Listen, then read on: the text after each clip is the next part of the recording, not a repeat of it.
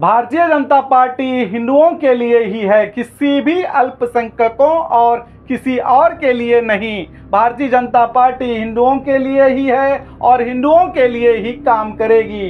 ये कहना BJP MP उम्मीदवार रमेश जिगजिंगी का कहना है। इस उम्र में रमेश जिगजिंगी क्या सटिया गए हैं जो इस तरह की धर्म की राजनीति कर रहे हैं? ये सवाल इसलिए क्योंकि इन्होंने आज तक किसी भी धर्म को निशाना बनाते हुए राजनीति नहीं की है। पहली बार इस तरह का बयान दिया है। ये बयान उस वक्त इन्होंने दिया जब इनसे हुबली मियां हत्या के बारे में सवाल पूछा गया था। सुनिए। ಮನೆಗೆ ಅಂದ್ರೆ ಯಾರು ಹೋಗೋದೇ ಬೇಡ ಮುಸ್ಲಿಮರ ಸಾಥ್ ಅಲ್ರಿ ಇದು ಅದೇ ಅದ್ರ ಬಗ್ಗೆ ಏನು ನಾನಂತೂ ಹೇಳೋದಿಲ್ಲ, ನಿಮ್ಗೆ ಗೊತ್ತೇ ಅದ। ಭಾರತೀಯ ಜನತಾ ಪಕ್ಷ ಇರುವುದು ಹಿಂದೂಗಳ ಪರವಾಗಿ, ಭಾರತೀಯ ಜನತಾ ಪಕ್ಷ ಇರುವುದು ಹಿಂದೂಗಳ ಪರವಾಗಿ, ಯಾರು ಅಲ್ಪಸಂಖ್ಯಾತರ ಮತ್ತೊಬ್ಬರ ಪರವಾಗಿ ಇಲ್ಲ। ಅದನ್ನ ನೀವ್ಯಾಕೆ ಕೇಳ್ತೀರಿ? ಅದನ್ನ ನಮ್ಮ ಬಾಯಿಲಿ ಹೇಳ್ಬೇಕಾ? ನಿಮ್ಗೆ ಗೊತ್ತಾಗೋದಿಲ್ಲ, ನೀವು ಹಿಂದೂಗಳಲ್ಲ।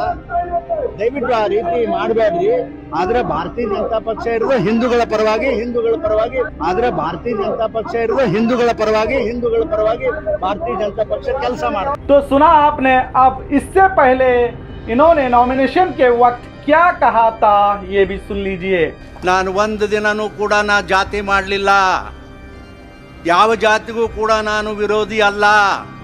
ಎಲ್ಲಾ ವರ್ಗದ ಜನರನ್ನ, ಎಲ್ಲಾ ಸಮಾಜದ ಜನರುಗಳನ್ನ ಒಟ್ಟಿಗೆ ತೆಗೆದುಕೊಂಡು ಹೋಗತಕ್ಕಂಥ ರಾಜಕಾರಣಗಳಲ್ಲಿ ನಾನು ಒಬ್ಬ ಅನ್ನತಕ್ಕಂಥ ಮಾತವನ್ನು ಬಹಳ ಸ್ಪಷ್ಟವಾಗಿ ಈ ಸಂದರ್ಭದಲ್ಲಿ ಹೇಳಿ ನಾನು ಈ ಸಂದರ್ಭದಲ್ಲಿ ಏನು ಹೆಚ್ಚಿಗೆ ಹೇಳೋದಿಲ್ಲ, ನಿಮ್ಮ ಕೈ ಮುಗಿತೀನಿ। सुना, अगर आपको कन्नड़ा समझ में ना आए तो मैं बता देता हूँ। इन्होंने कहा मैं किसी भी जाति का मैं विरोधी नहीं, सब धर्म के लोगों को साथ लेकर चलने वाले राजनेताओं में मैं भी एक शामिल हूँ। सब धर्म को साथ लेकर चलने वाले नेता अचानक से धर्म की राजनीति करते दिखाई देते हैं। इनके बदले हुए रूप और विचारों से ऐसा लगता है ये इस बार काफ़ी डरे हुए हैं। इन्हें अंदाज़ा हो गया है इस बार इनकी जीत इतनी आसान नहीं है जितनी हर बार इन्हें मोदी जी के नाम से मिलती थी। और इन्हें यह भी अंदाज़ा हो गया है कि इन्हें कोई अल्पसंख्यकों के वोट इस बार नहीं मिलेंगे। इसी के चलते ये अल्पसंख्यकों के बिल्कुल करीब माने जाने वाले और हर धर्म का सम्मान करने वाले नेता वोट के खातिर हिंदू मुस्लिम करते दिखाई दे रहे हैं।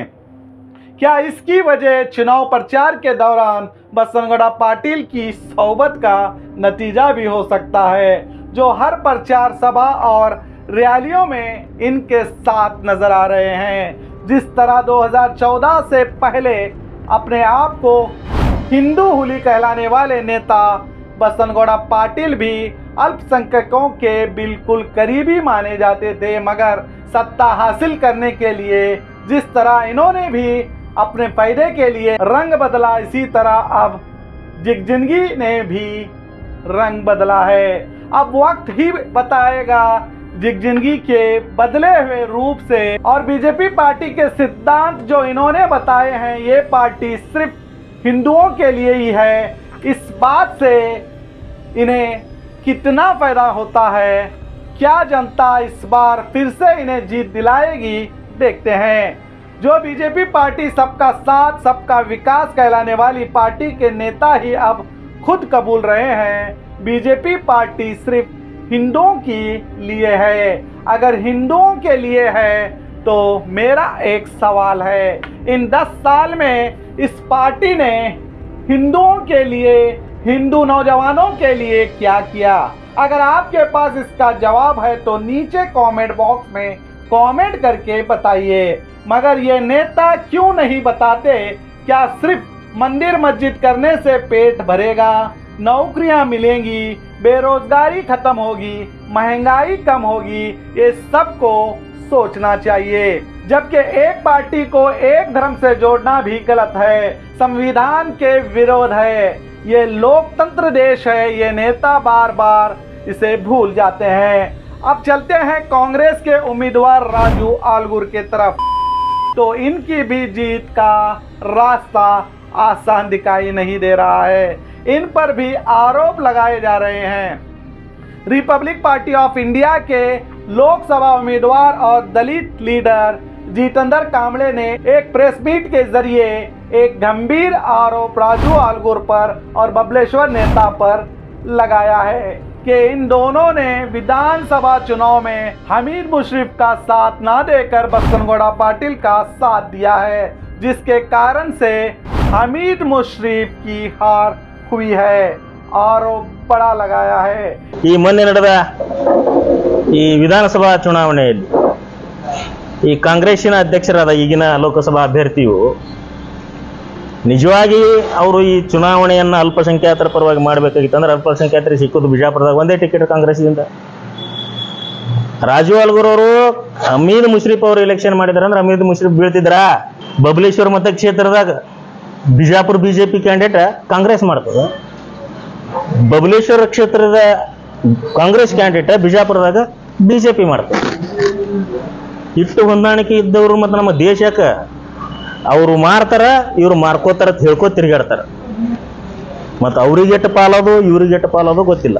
इस प्रेस मीट के बाद हमीद मुशर्रफ के चाहने वालों में गुस्सा साफ साफ दिखाई दे रहा है।